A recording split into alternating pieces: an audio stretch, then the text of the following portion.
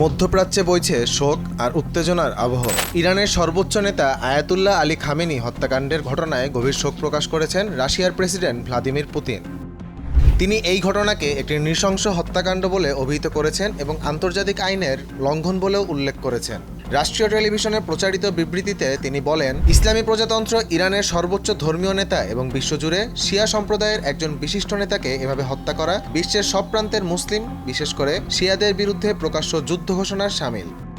এদিকে ইরানের president Masoud Pezeshkian বলেছেন, এটি শুধুমাত্র একজন নেতার উপর আঘাত নয়, বরং মুসলিম বিশ্বের বিরুদ্ধে যুদ্ধ ঘোষণার শামিল। তিনি এর কঠোর প্রতিক্রিয়ার কথাও জানিয়েছেন।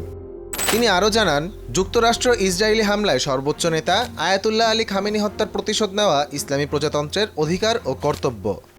আহমদ জামিল হক, নয়া দিগন্ত।